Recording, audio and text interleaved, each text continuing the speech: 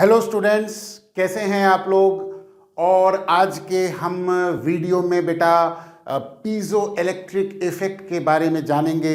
और ये बड़ा ही इंटरेस्टिंग वीडियो है बेटा। मैंने एनिमेशन के ज़रिए इसको कुछ समझाने की कोशिश करी है और आप लोगों के लिए बड़ा इंटरेस्टिंग वीडियो होने जा रहा है, तो इसको अंत तक देखिएगा, बड़ा मज़ा आएगा। चलिए शुरुआत करते हैं पीजो इलेक्ट्रिक इफेक्ट की। आपने कभी इस तरह का इलेक्ट्रॉनिक स्टेथोस्कोप देखा होगा। स्टेथोस्कोप जैसा कि आप जानते हैं कि हार्ट बीट को, रेट ऑफ हार्ट बीट को मेजर करने के लिए डॉक्टर इसका इस्तेमाल करते हैं। ये कुछ इलेक्ट्रॉनिक स्टेथोस्कोप है और ये पीजो इलेक्ट्रिक इफेक्ट के ऊपर भी वर्क करता है ना। इलेक्ट्रॉनिक वाला जो केस होता है वो पीजो इलेक्ट्रिक इफेक्ट के ऊपर वर्क करता है।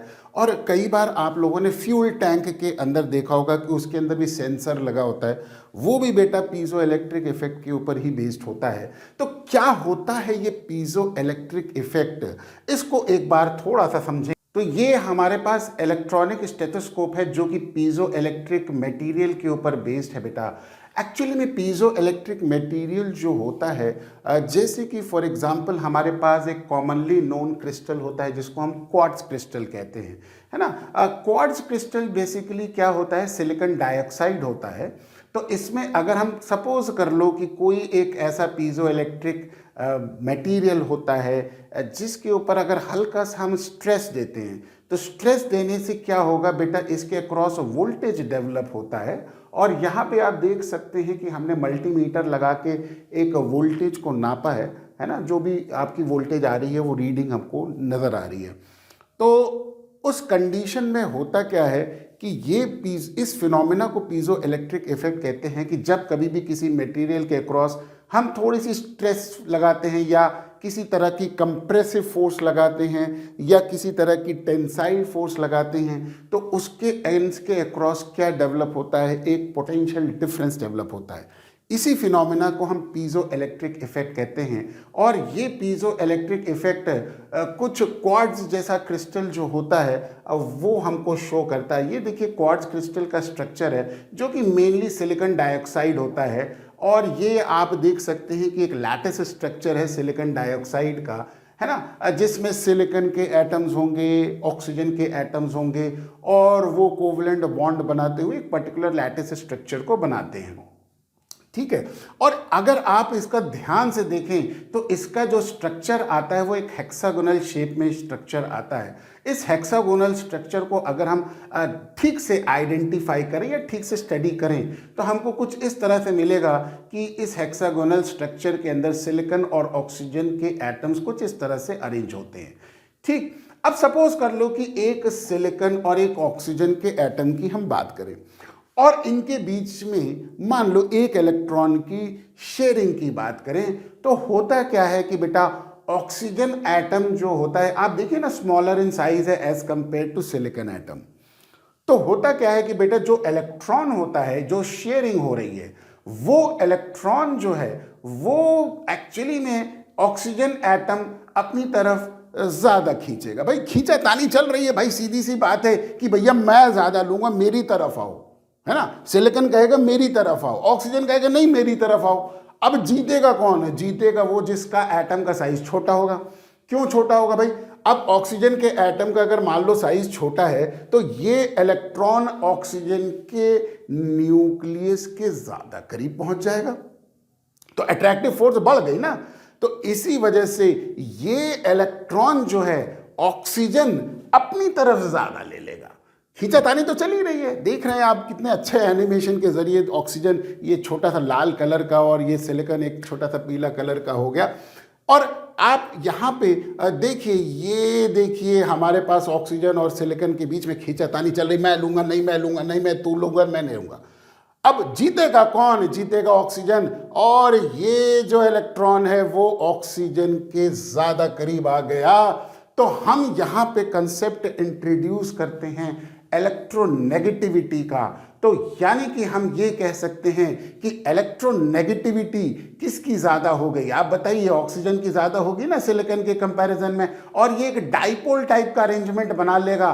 और डाइपोल के अरेंजमेंट में जब हम देखेंगे कि सिचुएशन क्या हुई, तो इस पूरे सिस्टम को जब हम हेक्सागोनल में देखेंगे तो सब एक डाइपोल की तरह बना रहे हैं और उस डाइपोल का अरेंजमेंट कुछ इस तरह से है कि इसका सेंटर ऑफ चार्ज जो है वो आपका हेक्सागन के सेंटर पे आएगा।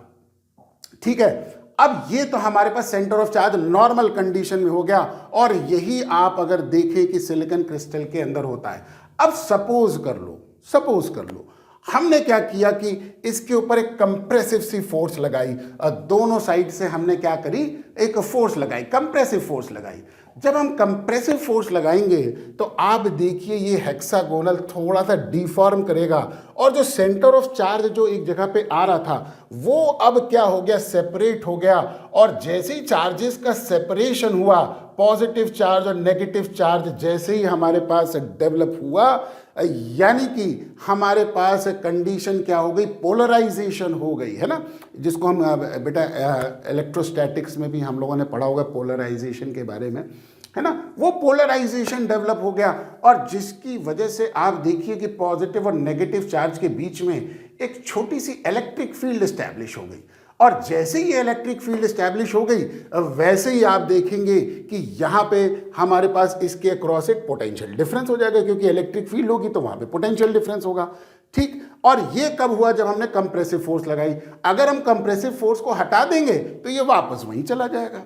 यही केस होता है बेटा पीजो इलेक्ट्रिक इफेक्ट में कि जब हम एक तरह की कंप्रेसिव फोर्स लगाएंगे पूरे मटेरियल में, तो ये देखिए ये हमारे पास जब हमने कंप्रेसिव फोर्स लगाई तो डाइपोल बन गया और ये देखिए हमारे पास पोलराइजेशन हो गया।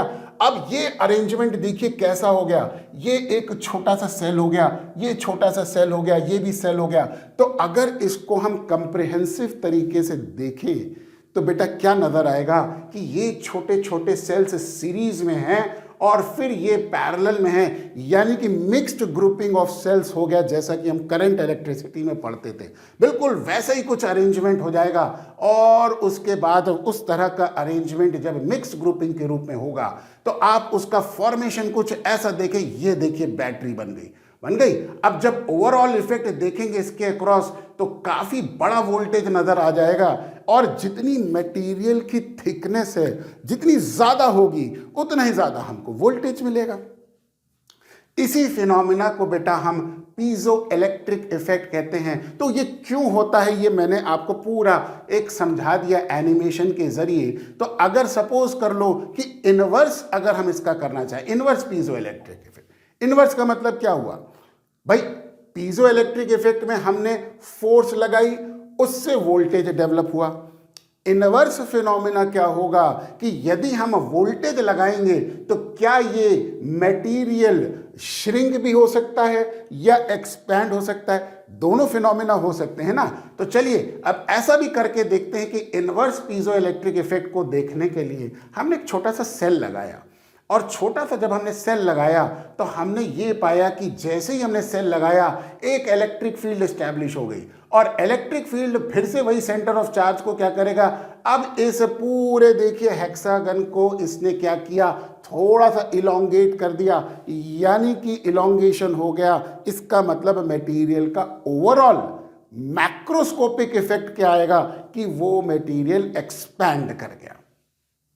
ठीक, अब यही चीज हो गई कि वो मटेरियल का एक्सपेंशन हो गया। देखिए मटेरियल एक्सपैंड हो गया। अब अगर हमने सेल की डायरेक्शन रिवर्स कर दी तो direction of electric field reverse हो गई, तो ये कॉन्ट्रैक्ट भी कर सकता है, यानी कि एक्सपेंशन और कॉन्ट्रैक्शन दोनों का फिनोमेना हो गया।